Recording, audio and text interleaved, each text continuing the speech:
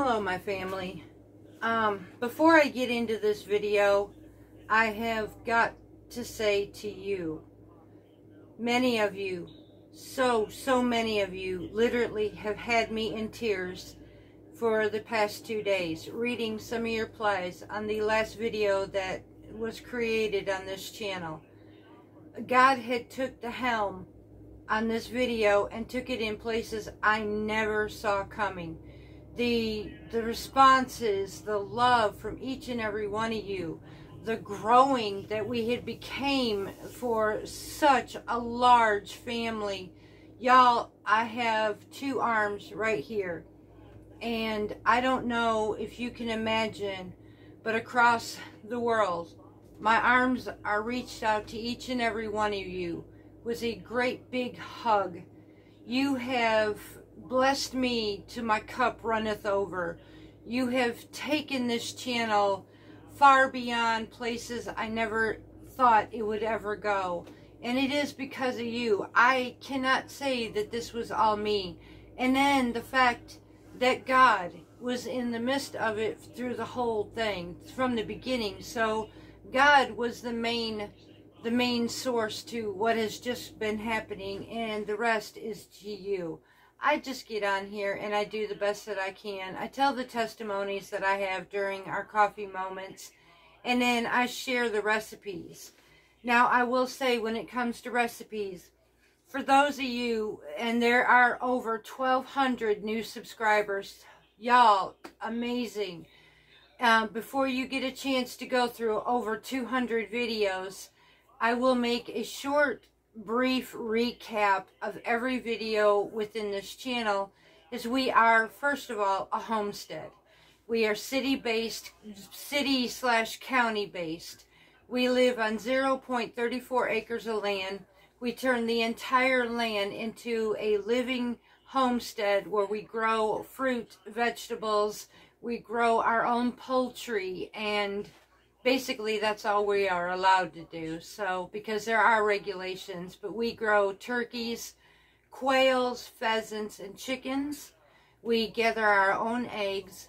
We plant our own seeds within a 10-foot greenhouse, 2 20-foot greenhouses, various pots, and small bed plots.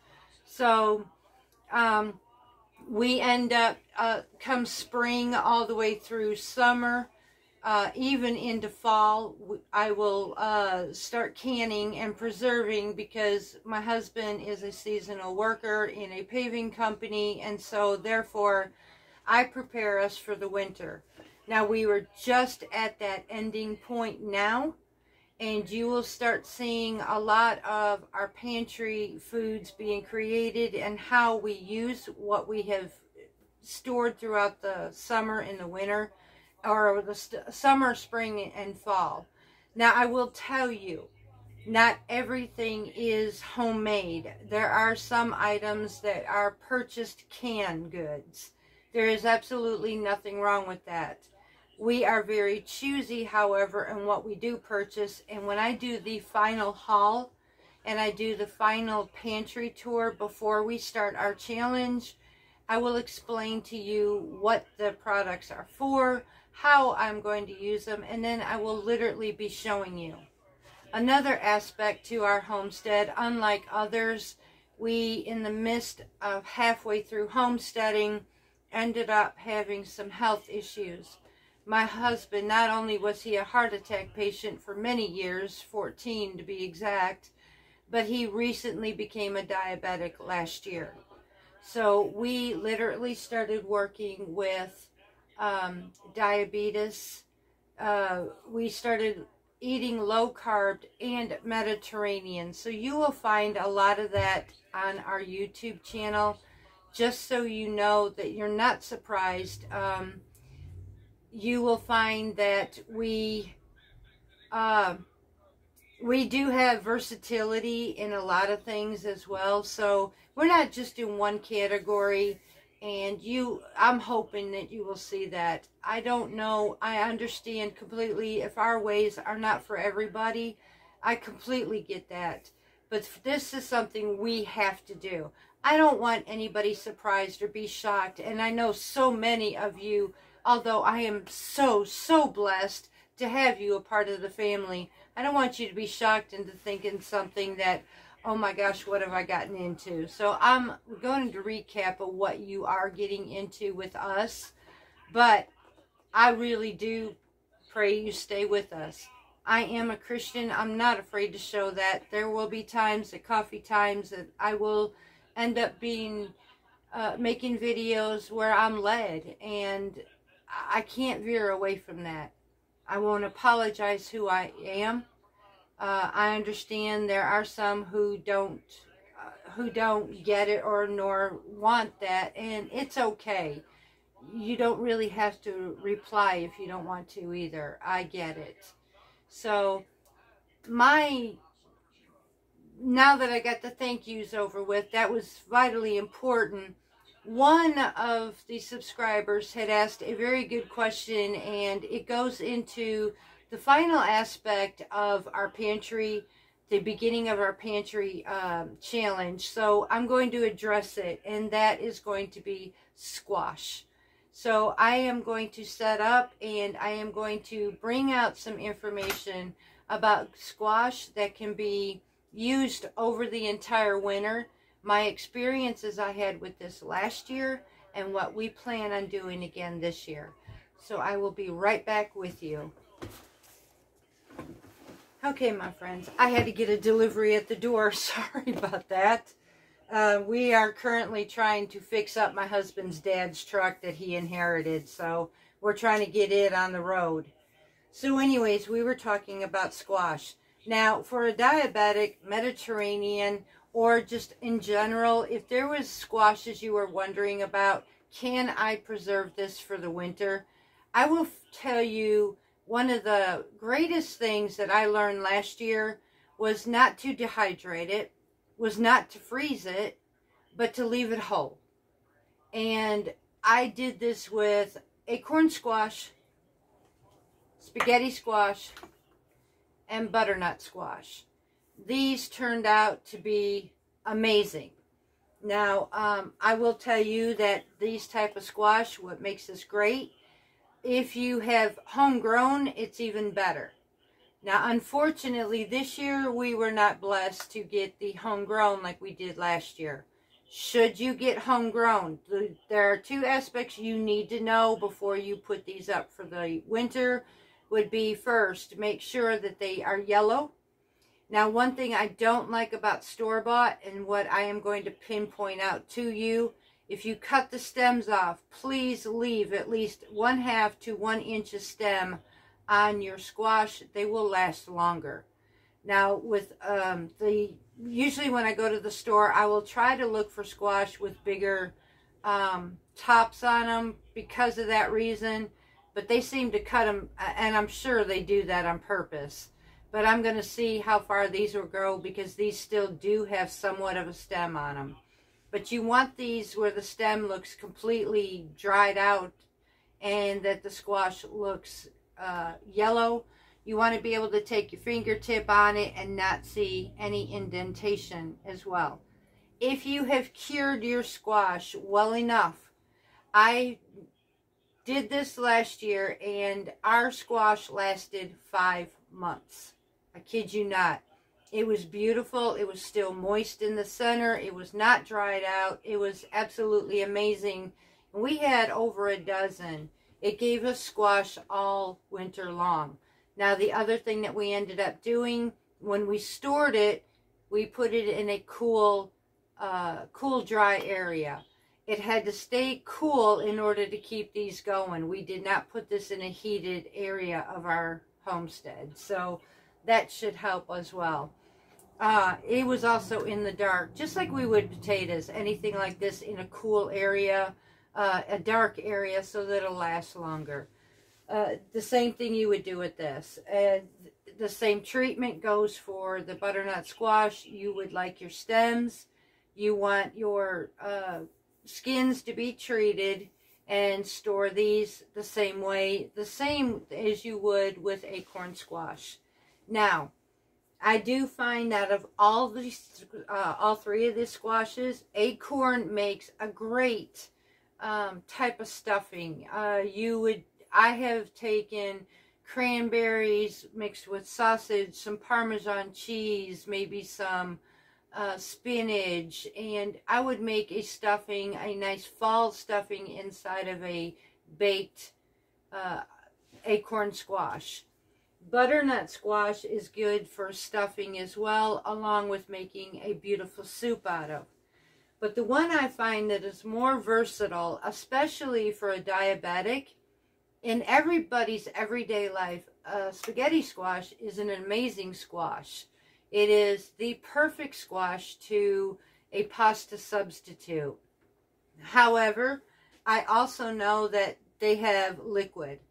And I will get to that in a minute, how to address that area too, because at first, everything I made out of the spaghetti squash seemed to have been kind of watery. Well, I had learned some tricks, and I will share that with you as well. But this is what I call an amazing, amazing little squash. The spaghetti structure to it is absolutely pleasant. It is a neutral flavoring, and you want that. And the reason I say you want that is I'm going to give you just a few recipes. Now, we are going to have this tonight in place of pasta, and I'm going to make what's called a $1 million spaghetti. You can literally, if you wanted to, make spaghetti and meatballs out of this thing. It's amazing. So I will say that some of the recipes, I named that one to you. Some other ones that we have done was Tuscan chicken. Oh my goodness, y'all. That is an amazing dish. We have done Alfredo sauces, whether it be shrimp or chicken Alfredo. I've done spaghetti and meatballs, even using ground deer meat. Mwah. You can make a dish with tomatoes, feta, some spinach and Parmesan cheese. You can make garlic Parmesan with this. You can use pesto with this. You can make a Mexican bowl out of it, buffalo chicken, pizza or lasagna. The list goes on and on. This squash, any sauce that you use, whether it be low carb, all American, Mediterranean, anything you add to this, it absorbs it, and the neutral flavors in it will change to whatever your dish is. That is one reason I absolutely love spaghetti squash. It's a great fiber and vitamin source as well, but it's, to me, if I have tried many of the low carb pastas out there, and I keep coming back to the same one, spaghetti squash. So I just like that it's so versatile and so easy to use.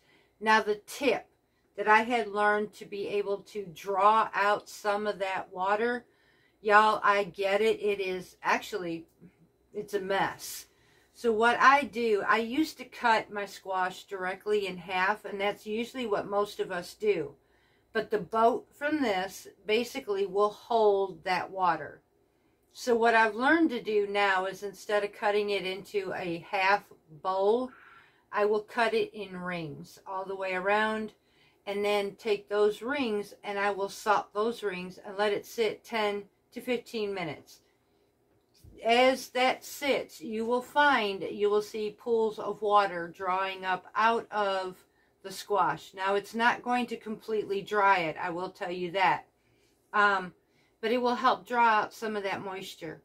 Before you bake this, I would suggest taking a paper towel and dampen off all the water beads on it, because it'll help pull whatever was pulled out of the squash to help remove some of that extra liquid. It will also help keep it drier as well. So dampen off of that liquid before baking it. Now, after you bake it, it will dry up a little more. But it does not completely dry it. By the time that this process is finished, I will tell you, I've left mine sit for 10 minutes. I would dampen it off with a paper towel. I baked it, and when I went to make my dishes, I will tell you, this spaghetti squash was absolutely perfect. I was able to pull it with a fork. It looked just like pasta. I was able to mix it with my sauce, and no more running, watery based pasta dishes made from my spaghetti squash. So I'm hoping these tips will help you as well. Now, what I did do when I let it sit, I did not leave it sit on a flat surface. I actually put our rounds on top of a baker's grid. Like, let me see if I can show you what we had. One of these cooling racks. Let's see if we can see that. Just like that. These work really good at laying the squash rounds on top because it allows that water to drip from the bottom of it and not sit in pools on top of your squash, defeating the purpose of draining some of that juice from it. So this works really great. Matter of fact, I'm going to use this anyways for tonight. I will be doing one major pantry haul like I told you. I'm really hoping we do that this weekend. After this, I will tell you, we will start our pantry challenge. I look forward, and I really hope you all enjoy me being in the kitchen. I will tell you, when I mentioned that I am versatile, though I may cook meals that are low carb, though I may cook meals that are Mediterranean, I also explain and I give recipes for everybody, not just one particular category. I am versatile enough to change a recipe to alternate. I could take an ordinary recipe and change it to one where Mediterranean or diabetic can have it. I've been known to do that often. So I am extremely versatile. Please know that I'm not just one direction. I can reach out to everybody. Now, there are some things, granted, bread making. That is one area that is tough. However, I have also been learning for those who are diabetic who are with us, or pre-diabetic who are with us, I have been learning some beautiful bread sources that we have actually enjoyed, whether it be for a pizza, bread, or whatever. I've also learned some amazing desserts you couldn't even tell were made for a diabetic. And one of the biggest things, now my husband, I had mentioned in a video past, he is on diabetic medication. However, he does moderate. He's able to eat a little more than he used to, but he also moderates because it's not a cure-all for him. It can still spike him. But there is one bread source that we are finding that is so good. One, it is a probiotic, although I do need to clarify something. There is a lot of misconception. There's a lot of mixed information, and I don't know personally which is right or which is wrong. I'm no nutritionist. I am definitely no doctor. I am just a homesteader who's trying to learn everything I can to go back in time to live life the way it was meant to be, instead of living in the world where all this new convenience came in. The convenience is what got us sick. So I'm stepping away from that. Now, one of the beautiful things that I absolutely love that I make a friend, my best friend in my kitchen, is this baby right here. This is my sourdough starter. This was the best thing that I created in this kitchen a year ago. I have recently learned how to get more out of it. I've also learned to save my discard. Now, many will tell you, I'm going to be honest with you, I'm going to tell you how I ended up bulking this up without hurting my sourdough. As a matter of fact, I think it helped it. I originally started out with a 1-1-1 ratio. 25 grams or 50 grams of starter, 50 grams of whole wheat bread flour mix, and 50 grams of water. I did this for the longest time, but noticed that my starter was needing to be fed more often. It was starting to put on hooch a lot more, and I knew at this point, after a year, my sourdough was needing more. It was just, the little soldiers in it were starting to starve way too quickly. So I ended up pulling discard from it, and I started making another jar. that's before I started realizing that my sourdough was not handling the 1-1-1 ratio. So I started upping my ratio. I started out with 100 grams of starter. The ratio I did was 1-to-2. I took 100 grams of starter, 200 grams of whole wheat bread flour mix, and 200 grams of water. And I have been getting a much, much happier sourdough. Plus, I'm getting more to be able to create more. However, this also makes that much more discard. Now, I'm happy for the discard. I have learned that there's many, many uses. I made Hot Pockets out of the discard. I made waffles out of the discard. You can make pizza crust out of this discard. I have made English muffins out of this discard. It's been so many, many more, and there's more recipes you can use with the discard and with your starter. So please don't get rid of it. Save it. You can use it in the refrigerator. And if anything else, if you need more starter, you can absolutely start another batch and create more for what your family needs. So these are just some ideas. But this here, I am so glad I went back to the days of sourdough starter. I do not regret this. So what I do use, as you heard, is a mixture. My 200 grams basically is 100 grams of whole wheat flour, 100 grams of unbleached bread flour. That has been an amazing mixture in my sourdough starter. So I don't know if that helps anybody, but this is my best friend here.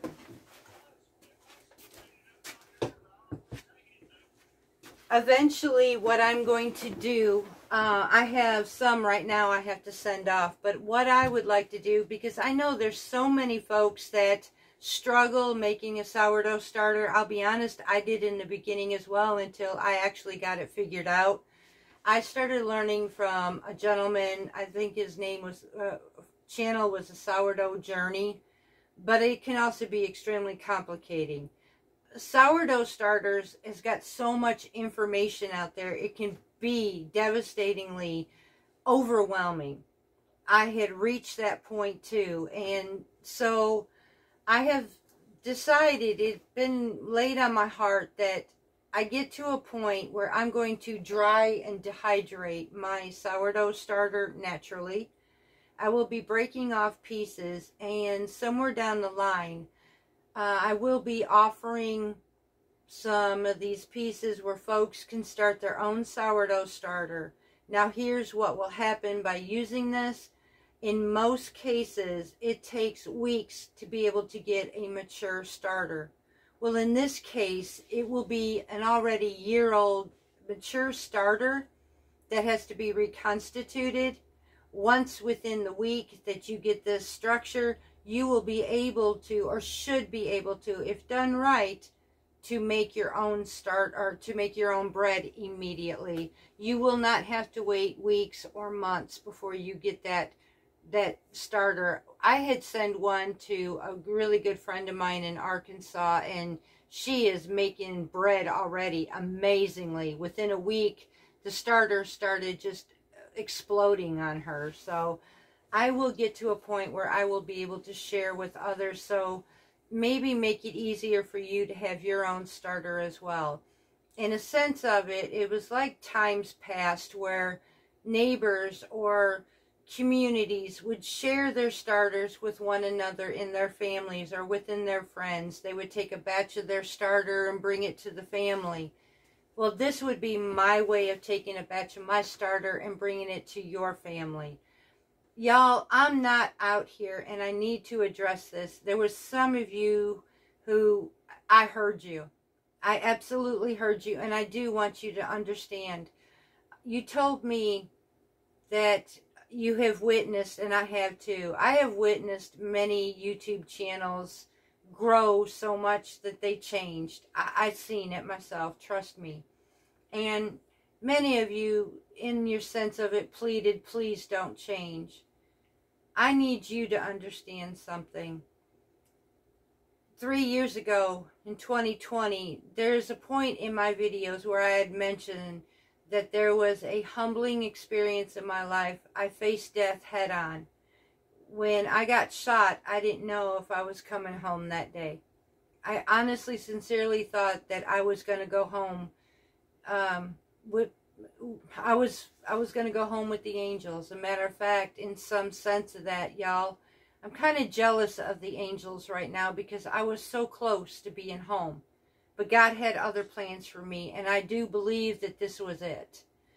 Now, with saying that, there was a lot of humbling experiences in this, and when this channel was created, it was based by that same heart. Y'all, I don't care how big this channel grows. One thing I will promise you, like I promised my beginning subscribers over a year ago who are still with me, I will not change. Many of them will tell you who are still with me, I have not changed. And we have grown well over where I started from. And so I will not forget where I came from. I will not forget who I belong to. And I will not forget what this channel is about. It is not about me. It is not about technically this homestead. But it is about many others to share. To share how to survive, how to eat if you're wanting to take care of yourself.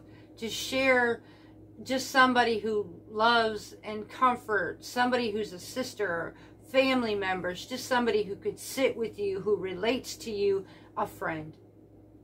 Somebody who knows how to love many, because at one point I was unlovable, and yet somebody loved me when I didn't deserve it.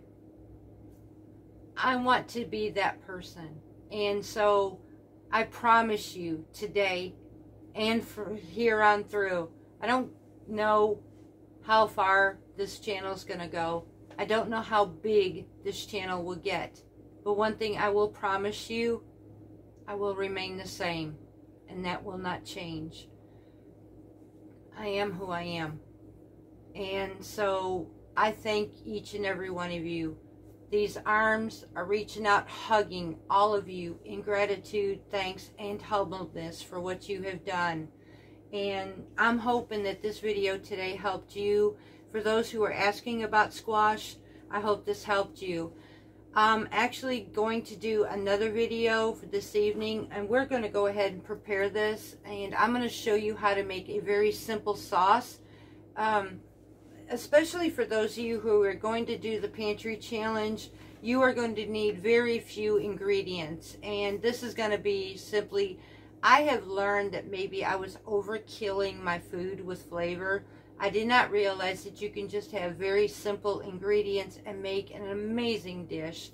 And so I am going to be making another video with that, showing you how to make a very simple pasta sauce and how to use this and how to make a $1 million spaghetti squash meal. Basically low carb.